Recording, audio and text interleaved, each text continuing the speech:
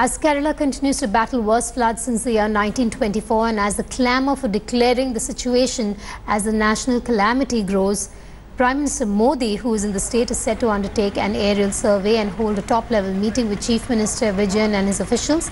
The death toll due to heavy rains since the 8th of August touched 164 on Friday as a red alert continued in 13 districts, with various agencies continuing the rescue operations.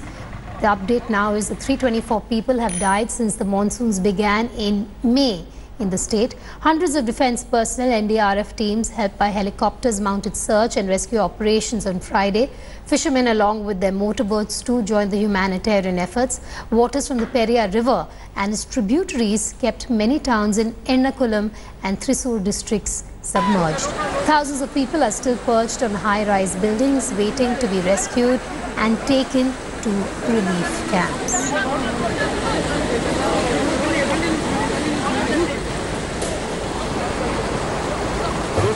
Nagarjun Dwarkanath joins me live from Thiruvananthapuram. Nagarjun, any overnight developments that should be reported early this morning?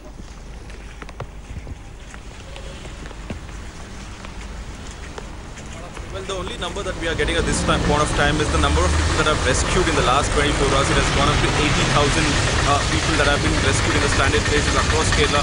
Around 11 o'clock, it was on 25,000 to 30,000. In the next 8 to 10 hours, the NDRF, the SDRF, the Army, and also the State Police Fire Department have successfully rescued around 80,000 people.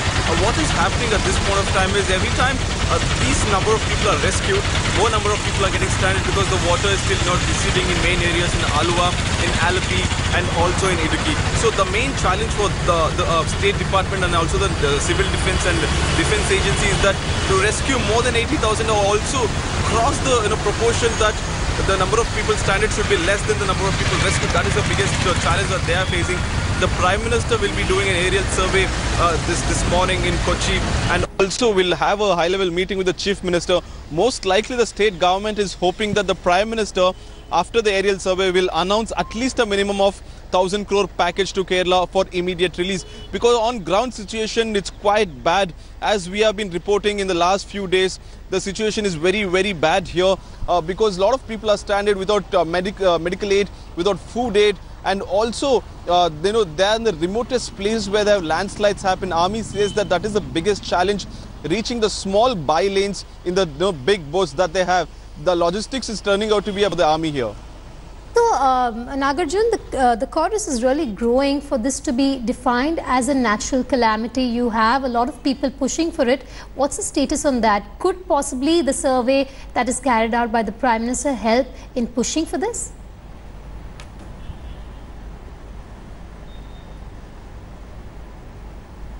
Well, definitely the highest person who occupies the Prime Minister chair will be doing an aerial survey and holding high-level talks. Most likely it can also be declared as a national disaster. The gravity of situation, let me explain. At 11 o'clock yesterday, the Chief Minister gave out the death toll number as 164.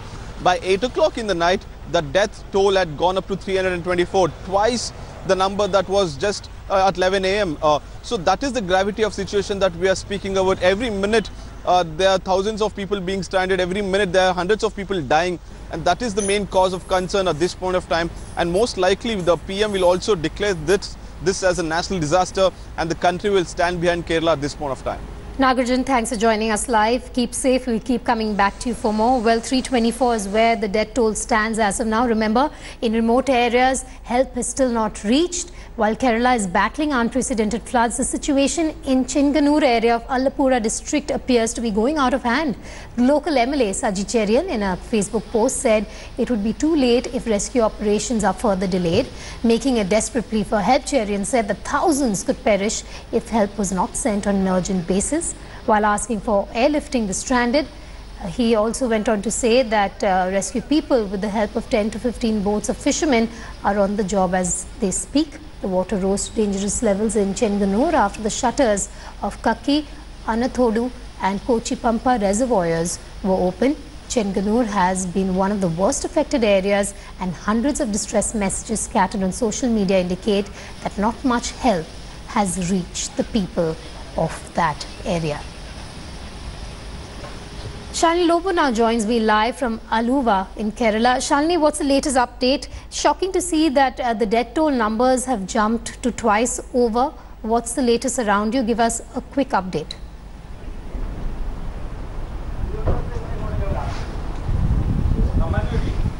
Well, Vedika, the death toll stands at 164 from August 8th till yesterday, and the death toll from May 29 till yesterday is 324. Indeed, it is shocking because people did not realize the gravity of the situation by August 9th. You know, it took so many days for people to assess it. Now, people thought by the 12th of August there was brief respite. There was not much rains when the Union Home Minister Rajnath Singh did visit Kerala to take aerial stock of the situation. But the situation has gotten only worse after that.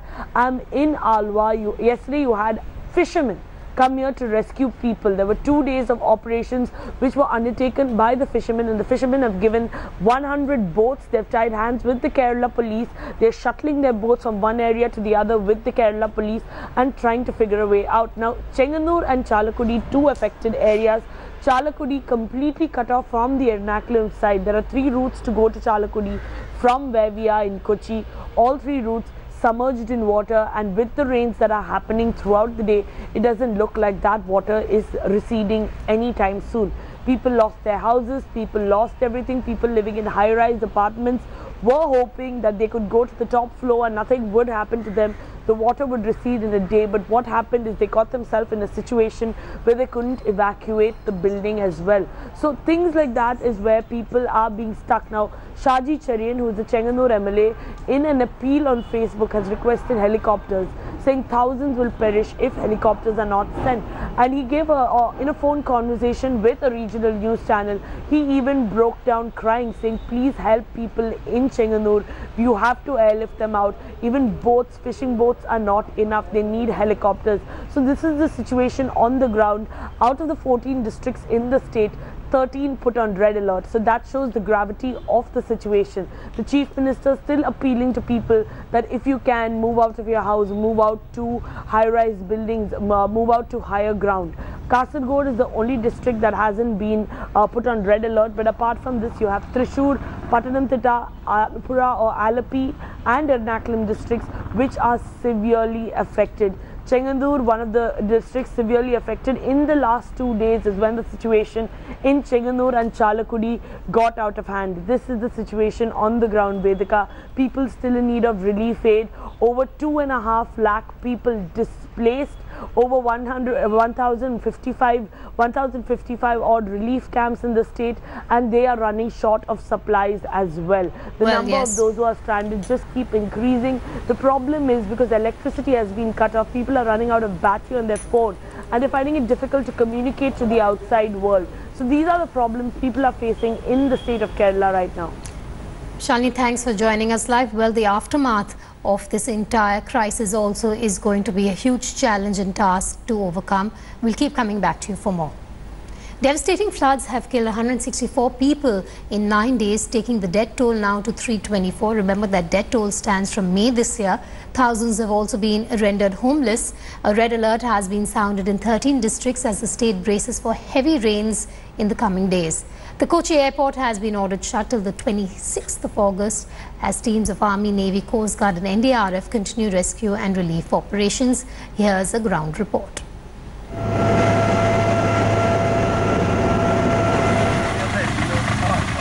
God's own country has never seen such devastation.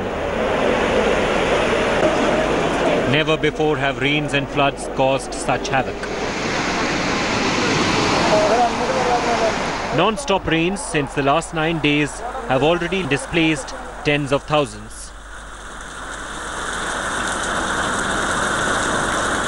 In the 13 of the 14 districts of Kerala, life has been crippled because of the surging waters from swollen dams and rivers. The floods have reduced serene, placid Kerala into one big swamp of misery.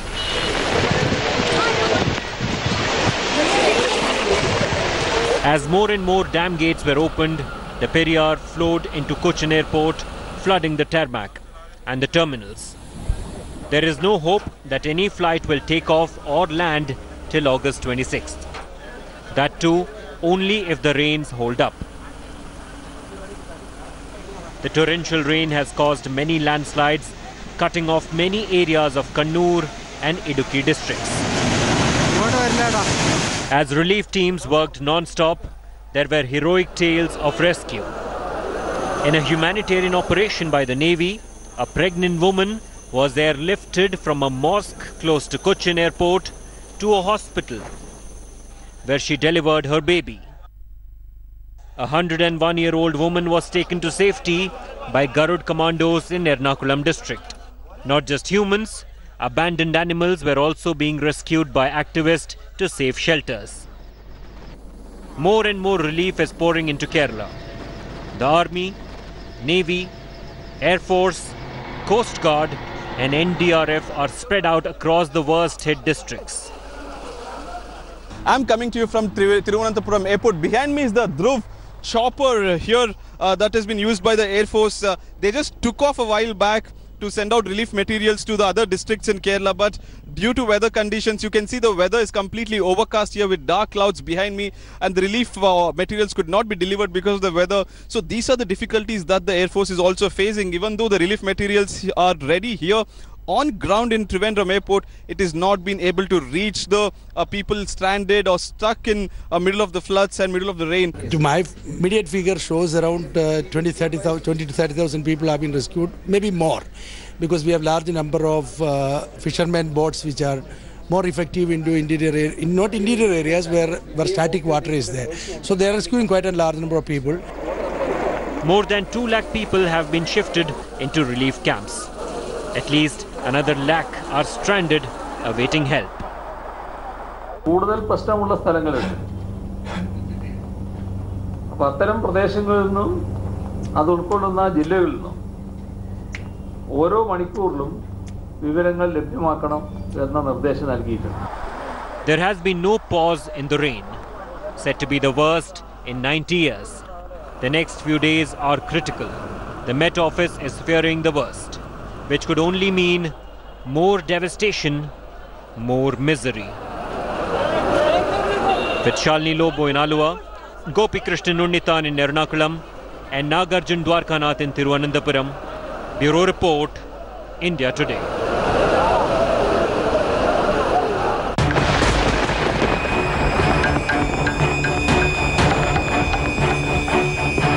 We're right now in Alva, and as you can see behind me, the entire area has been waterlogged.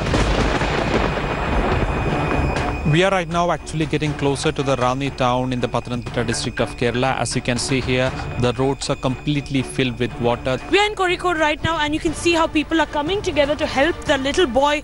The little boy fell sick and they're taking him. We are right now in Vandiperiyar, a small village in the Idukki district of Kerala, which is sharing borders with Tamil Nadu. As it continues raining in Wayanad, the water flow keeps increasing.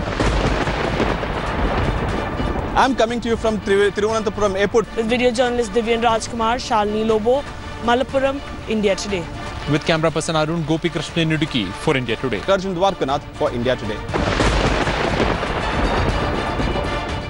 Thanks for watching the video. For more such news and updates, please like, share and subscribe to India Today. Also check out our other great videos from our channel. We know you will love to.